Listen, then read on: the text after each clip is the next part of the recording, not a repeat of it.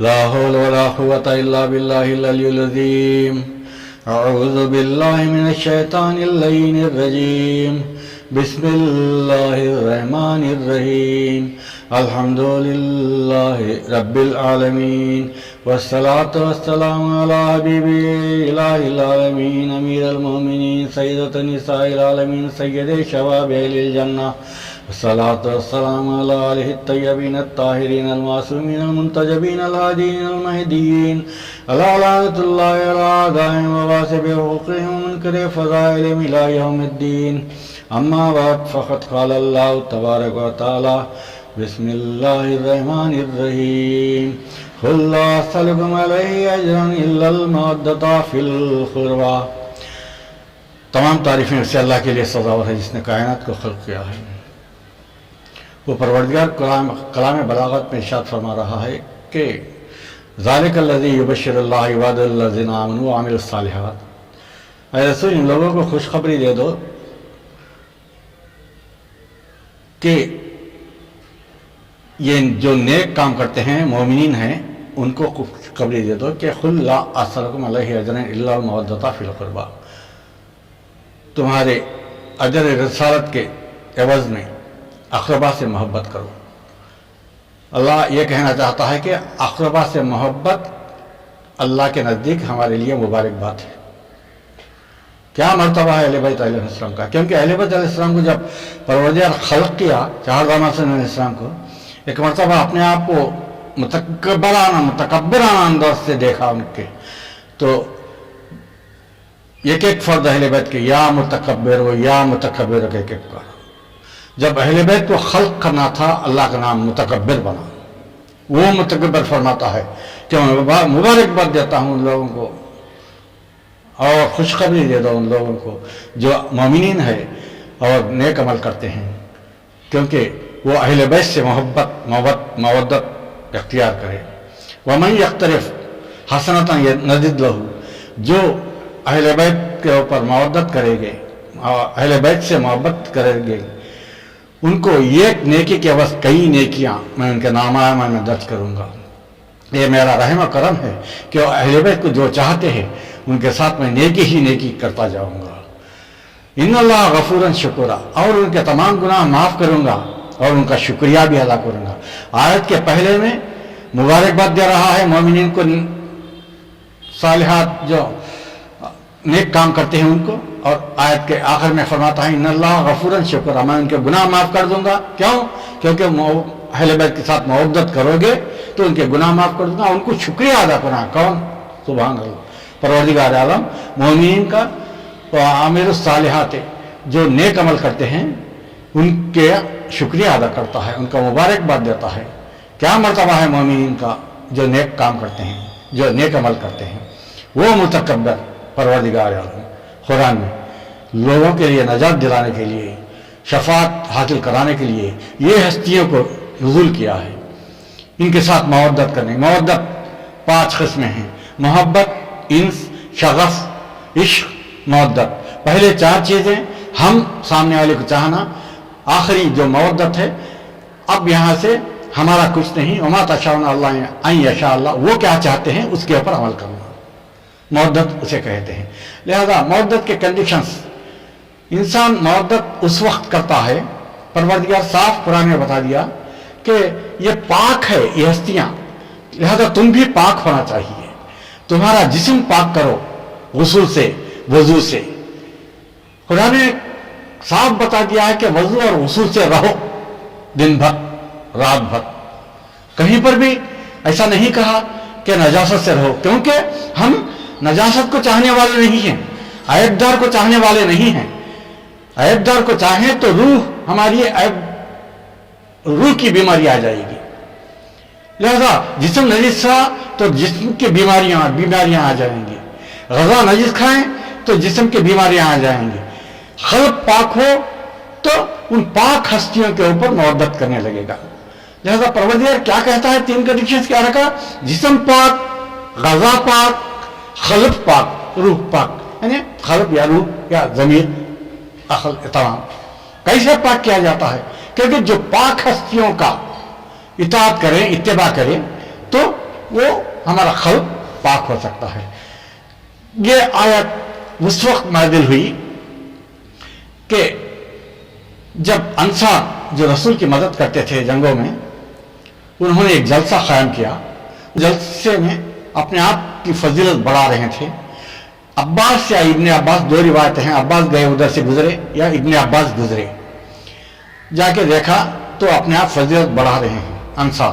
ایک مرتبہ عباس نے یا ابن عباس نے رک کے کہا، اے لوگوں، مانتا ہوں میں کہ مناظرہ شروع ہو گیا، میں مانتا ہوں کہ تم فضیلت والے ہوں کیونکہ رسول کی مدد کرتے ہیں، تم انصار ہو رسول کے، مگر ہمارے اوپر ترجیح نہیں ہے. اہل بیت کے اوپر ترجیح نہیں کر سکتے، تم اہل بیت کے اوپر غلبہ نہیں پا سکتے کیونکہ اہل بیت الگ ہے، انصار الگ ہے. تم اتنی فضیلت اپنے آپ کو بیان کرتے ہیں کہ اہل بیت سے، رشتہ داروں سے، قرابت داروں سے، اہل بیت سے بھی بڑھ جا رہے ہوں. یہ غلط ہے. یہ مناظرہ چلنے لگا تو یہ خبر رسول خدا صلی اللہ علیہ وسلم کو پہنچی کہ ابن عباس یا عباس انصار سے مناظرہ کر رہے ہیں. رسول خدا صلی اللہ علیہ وسلم وہاں پہ تشریف لائے، لا کے کہتے ہیں، اے انصار، کیا تم ذلیل نہ تھے؟ میں تم کو معزز نہیں کیا. اے انصار، تم گمراہ نہ تھے؟ میں تم کو ہدایت نہیں کیا. اے انصار، تم مشکلوں میں پھنسے ہوئے تھے، میں نے مدد نہیں کیا. ایک مرتبہ اس طریقے کا خطبہ رسول خدا صلی اللہ علیہ وسلم شروع کر دیے. مرتبہ انصار گھٹنے ٹیک دیے رسول اسلام کے سامنے. مرتبہ کہنے، یا رسول اللہ، معاف کر دیجئے، ہم آپ کے محنتوں کے عوض ہم پورا مال آپ کے راہ خدا میں اور آپ کے راہ میں دے دینا چاہتے ہیں. اس وقت یہ آیت نازل ہوئی، اے رسول، ان لوگوں سے کہو کہ سوائے اہل بیت کے مودت کے تمہارا مال نہیں چاہیے، تمہارے جانے نہیں چاہیے، تمہارے کچھ بھی نہیں چاہیے، تمہارے تحفے نہیں چاہیے. صرف مودت کرو میرے اجر رسالت کے عوض، تاکہ تم قیامت تک راہ راست پر گامزن رہے، راہ مستقیم پر گامزن رہے، نجات پانے کی کوشش کریں، شفاعت پانے کی کوشش کریں. یہ ہونے کے بعد رسول خدا صلی اللہ علیہ وسلم یہ آیت جب بیان کرے لوگوں کے سامنے، خل لا صلی اللہ علیہ معدت فی القربہ کی، ایک مرتبہ رسول کچھ زبان سے نہیں کہتے جب تک وحی نہ آتی. 12 حدیثیں رسول خدا صلی اللہ علیہ وسلم پڑھے ہیں اس سلسلے میں کہ اہل بیت کے سلسلے میں. یہ اہل بیت کے سلسلے میں جو آیت نازل ہوئی تو رسول خدا صلی اللہ علیہ وسلم یہ آیت کے سپورٹ میں 12 حدیثیں بیان کرتے ہیں کہ من ماتا علی حب آل محمد ماتا شہیدہ. جو اہل بیت کے مودت میں، محبت میں مرتا ہے وہ شہید مرتبہ پاتا ہے، وہ شہید موت مرتا ہے. قرآن سے پوچھیں شہید کے معنی کیا ہیں. وَلَا تَحْسَبَنَّ الَّذِينَ قُتِلُوا فِي سَبِيلِ اللَّهِ أَمْوَاتًا بَلْ أَحْيَاءٌ عِندَ رَبِّهِمْ يَرْزُقُونَ. جو راہ خدا میں مارے جاتا ہے وہ اللہ کی جانب سے زندہ رہتا ہے، مردہ نہیں ہے، وہ خدا کی طرف سے رزق پاتا ہے، اسے شہید کہتے ہیں. دوسری حدیث رسول خدا صلی اللہ علیہ وسلم فرماتے ہیں، من مات علی حب آل محمد مات مغفورا. جو اہل بیت کے محبت میں مرتا ہے وہ مرنے کے پہلے ہی اس کے گناہ معاف کر دیے جاتے ہیں، بخش دیا جاتا ہے. ماتا مغفورا، مرنے سے پہلے ہی اس کے گناہ بخش دیے جاتے ہیں. تیسری حدیث فرماتے ہیں رسول اسلام، من مات علی حب آل محمد ماتا طوابا. جو آل محمد کے محبت میں مرتا ہے وہ مرنے کے پہلے ہی اس کے توبہ قبول ہو جاتی ہے. اور چوتھی حدیث رسول اسلام فرماتے ہیں، من مات علی حب آل محمد ماتا کامل الایمان. جو رسول کے اور آل رسول کے محبت میں مرتا ہے مرنے سے پہلے وہ کامل ایمان ہو کے مرتا ہے. پانچویں حدیث رسول اسلام فرماتے ہیں، من مات علی حب آل محمد مات لن تجد لسنت اللہ. جو محبت میں رسول اسلام کے آل کے مرتا ہے وہ اللہ کے رسول کے سنتوں پہ فائز ہو کے مرنے والا جیسا مرتا ہے. یعنی سنتوں کو تبدیل کرنے والا بن کے نہیں مرتا، کیونکہ سنتوں کو تبدیل کیا تو واصل جہنم ہوگا. نہیں، سنتوں پر گامزن رہ کے مرتا ہے. اور چھٹویں حدیث رسول اسلام فرماتے ہیں، من مات علی حب آل محمد، فرماتے ہیں کہ ملک الموت اور منکر و نکیر اسے آ کے جنت کی خوشخبری دیتے ہیں. محبت میں جو مرتا ہے آل محمد کے. اور 7ویں حدیث رسول اسلام فرماتے ہیں یہ مرنے والا جو آل محمد کے محبت میں اسے ایسا سجایا جاتا ہے بہشت میں لے جانے کے لیے جیسا دلہن کو اپنے شوہر کے گھر کو شادی میں سجا کے بھیجا جاتا ہے، اس طریقے سے یہ مرنے والے کو آل محمد کے محبت میں ایسا سجا کے بہشت میں لے جایا جاتا ہے. اور 8ویں حدیث رسول خدا صلی اللہ علیہ وسلم فرماتے ہیں کہ جو محبت میں محمد والے محمد کے مرتا ہے رحمت کے فرشتوں آ کے اس کے خبر کو زیارت گاہ بنا دیتے ہیں. پروردگار رحمت کے فرشتوں کو بھیجتا ہے تاکہ یہ محمد کے آل محمد کے محبت میں مرا ہے اس کے خبر کو زیارت گاہ بنا دو. اللہ فرماتا ہے، اب اللہ کا رسول فرماتا ہے کہ جو وما ينطق عن الهوى کا مصداق ہے، صاحب ہے، وہ انہوں نے فرماتا اب تک محبت میں. اور یہاں سے دشمنی کی، جو دشمنی آل محمد میں مرے گا، جو دشمنی آل محمد میں مرے گا اس کے پیشانی پہ پروردگار عالم قیامت میں لکھ دے گا کہ رحمت سے مایوس دشمن میں اہل بیت آ رہا ہے. بہت ذلیل و خوار اس کا قیامت میں ہوگا. اور 10ویں حدیث رسول اسلام فرماتے ہیں کہ جو آل محمد کے دشمنی میں مرے گا وہ کافر بنے گا. اور 11ویں حدیث رسول اسلام فرماتے ہیں کہ جو آل محمد کے دشمنی میں مرے گا وہ بہشت کی بو بھی نہیں سن سکے گا. کتابوں میں وارد ہے کہ بہشت کی خوشبو 500 کلومیٹر تک، 500 میل تک آتی ہے، یعنی اس سے دور رہے گا انسان جو آل محمد کے دشمنی میں مرے گا. اور 12ویں حدیث رسول اسلام فرماتے ہیں جو آل محمد کے اوپر دشمنی کے اوپر ظلم کرے گا وہ اس کے اوپر بہشت حرام ہوگا.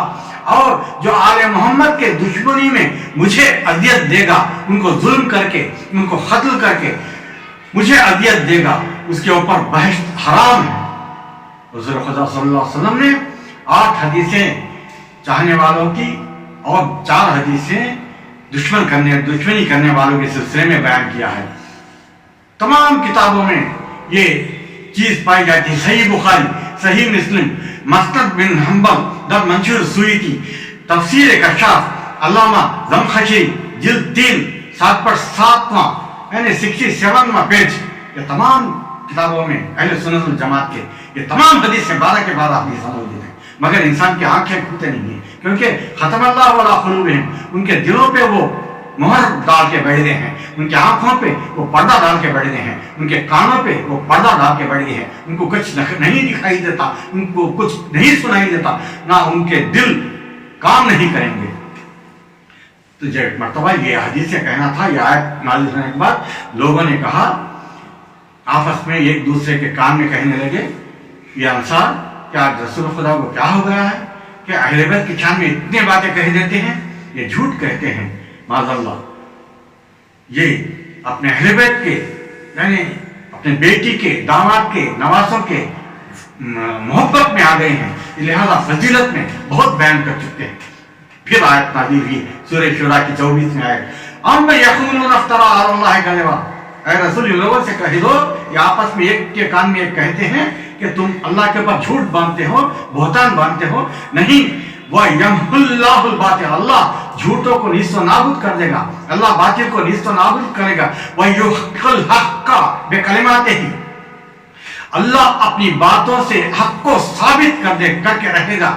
اور فرماتا ہے اللہ اِنَّهُ عَلِيمٌ بِذَاتِ الصُّدُورِ، رسول سے کہو دو ان کے دلوں میں جو کچھ راز ہیں وہ رازوں کو میں جانتا ہوں. ایک مرتبہ یہ آیت آنے کے بعد گھبرانے لگے، گھبرا کے رسول خدا کے پیروں پہ گرے، یا رسول اللہ ہمیں معاف کر دیجیے گا، ہمیں معاف کر دیجیے گا، غلطی ہو گئی ہے. اللہ پہچان لیا ہے، ہمارے دلوں کے رازوں کو بھی پہچانتا ہے، لہذا یہ آپ کے بات نہیں ہے، ہم آپ کے اوپر بہتان باندھے تھے، ہم آپ کو جھوٹا کہے تھے، ہمیں معاف کر دیجیے. پھر آیت نازل ہوئی 25ویں آیت سورہ شورا کی کہ وَهُوَ الَّذِي يَقْبَلُ التَّوْبَةَ، اے رسول ان سے کہو کہ ان کی توبہ میں قبول کرتا ہوں. ان عبادہ وَيَعْفُو، کیونکہ یہ میرے بندے ہیں، یہ معافی چاہتے ہیں، میں معاف کرتا ہوں، یہ بخشش چاہتے ہیں، میں بخش دیتا ہوں، یہ توبہ کرتے ہیں، ان کی توبہ کو وَيَقْبَلُ التَّوْبَةَ، ان کی توبہ کو قبول کرتا ہوں. آزادانو اتنے حدیثیں کہنے کے باوجود ظالموں نے چہردہ معصوم کے ساتھ، اہل بیت اطہار کے ساتھ، رسول کے اقربا کے ساتھ، جنہیں معذب کرنے کے لیے वाजिब करार दिया गया है। वज़्र रिसालत के तहत रसूल ने मांगा है, साइल बन के मांगा है, मगर उसके अवज़ ये रसूल को जुल्म दिया है, रसूल को अजियत दी है। आज 5वीं मुहर्रम है, आज औन मोहम्मद अलैहिस्सलाम के मसाइब पढ़े जाते हैं। अज़ादारों, जब शब आशूरा थी, औन 8 साल के थे, मोहम्मद 7 साल के थे। जब शब आशूरा आई, ज़ैनब ने अपने खेमे में औन मोहम्मद को बिठा के, जो जाफर तैयार के पोते हैं, जो हैदर कर्रार के नवासे हैं, बिठा के दादा जाफर तैयार के जहाद के सिलसिले में बयान करती हैं, और नाना हैदर कर्रार के बदर, वोहद, खंदक, खैबर, हुनैन, यानी 82 जंगे जो कायनात लड़े हैं, वो जंगों के सिलसिले में बयान करके बच्चों में हौसला बढ़ा रही है।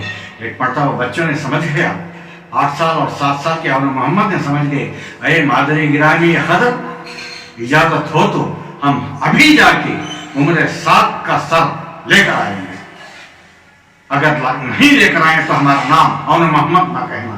एक मरतबा जनाब ज़ैनब ने दोनों को गले से लगा लिया। ज़ैनब को बड़ी ढास हो गई कि औन मोहम्मद के इन अल्फाज से। अज़ादारों, जनाब ज़ैनब कहती है, अरे औन मोहम्मद, ये मारे गए करबला को तलवार से नहीं जीतने के लिए आए हैं, हम मजलूम से, मजलूमियत से और सब्र से जीतने के लिए आए हैं। अल्लाह का मंशा भी यही है। अज़ादारों, जब सुबह आशूरा नमूदार हुई, मरतबा हुसैन के पास, इमाम के पास औन मोहम्मद जाके कहते हैं, मामू जान, अय आखा, अय मौला, हम इजाज़त दीजिए ताकि हम शहीद हो सके, राह खुदा में शहीद हो सके। इमाम फरमाते हैं, रुक जाओ बेटे, रुक जाओ औन मोहम्मद, जाओ अपने खीमे में चले जाओ।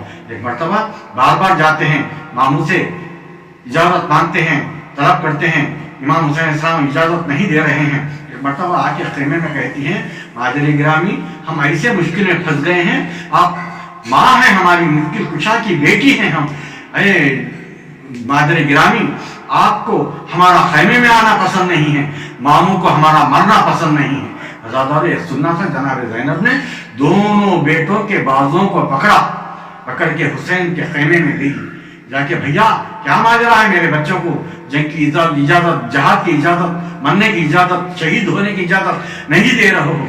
मरतबा जनाब ज़ैनब से इमाम ने कहा, अरे ज़ैनब, ये बच्चे शहीद हो गए तो तुम्हारा हाल क्या होगा, हम भी शहीद होंगे। तो एक मरतबा जनाब ज़ैनब ने रोके कहती है, अरे भैया हुसैन, मैं इन दोनों को जनाब अली अकबर इस्लाम के ऊपर फिदा करती हूँ, लिहाजा इजाज़त दे दीजिए।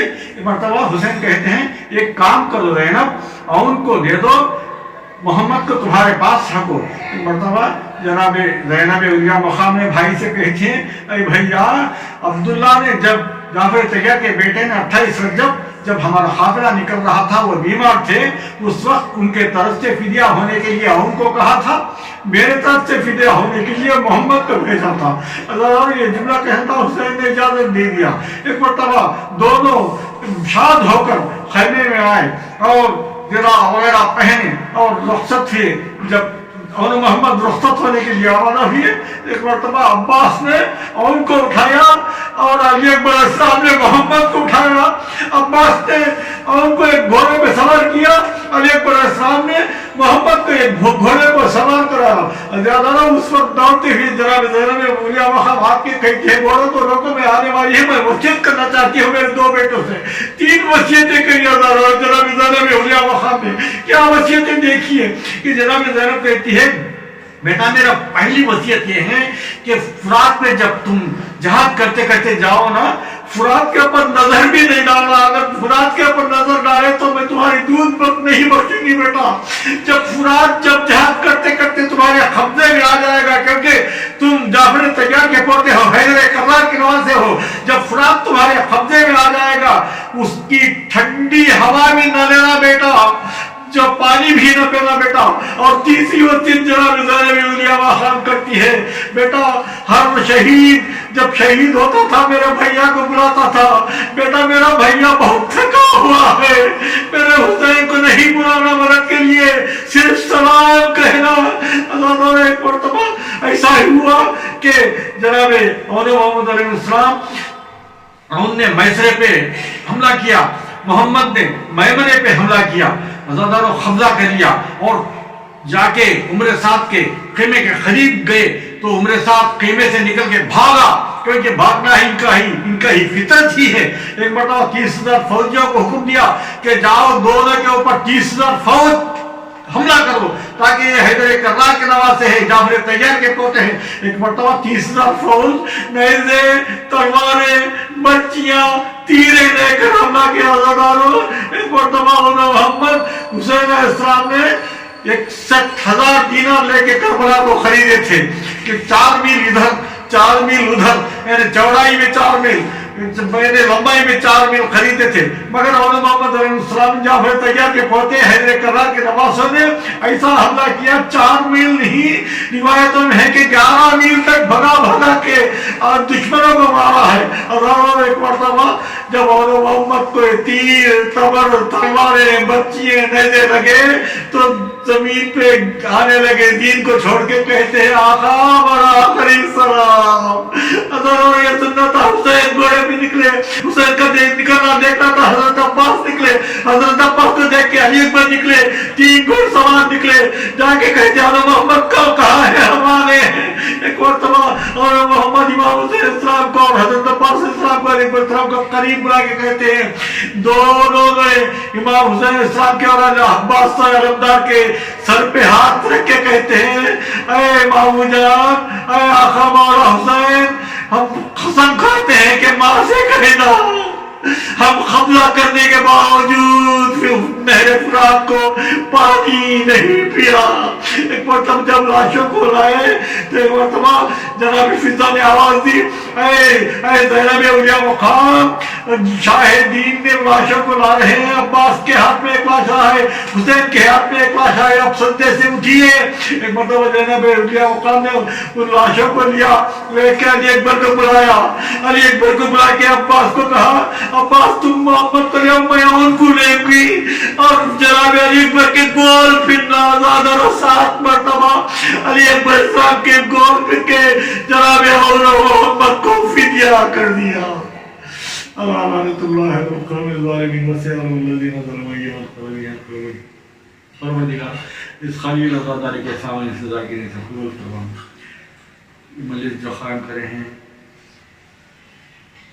ایجاد کرے ہیں اور آستانوں کو جو سجاتے ہیں، محنت کرتے ہیں، پیسہ کرتے ہیں، تمام کو قیامت تک آواز ہونا نصیب فرما، قیامت تک عزاد علی حسین ہونا نصیب فرما، جناب سیدہ کی دعا کو قبول فرما۔ اے اللہ ہماری دعاؤں کو قبول فرما، ہمارے دوستگان کے محبت حیبت کے گناہوں کو معاف فرما، امام زمانہ کے ظہور میں تاجیل فرما، علماء کرام جو دنیا سے گئے ہیں ان کو قریب کے رحمت فرما، جو علماء کرام زندہ ہیں ان کو ہمارے سروں پر صدر اور رہنا نصیب فرما، جن کی اولاد نہیں ہے معبود ان کا اولاد ہونا نصیب فرما، جن کی شادیاں نہیں ان کی شادیاں ہونا نصیب فرما، اللہ جو بیمار ہے بیمار کربلا کے سے شفا کی عاجلہ ہونا نصیب فرما، جو اللہ جو مخلوق ہے ان کے قرضداری وضع فرما، اے اللہ جو حج زیارت مشتاق حج زیارت سے مشرف ہونا نصیب فرما، جو حج زیارت کرے ان کے حج زیارت کو قبول فرما، ہمارے ذاکرین کو، ہمارے تقریر کو، ہمارے خطابت کو قبول فرما، محمد والے محمد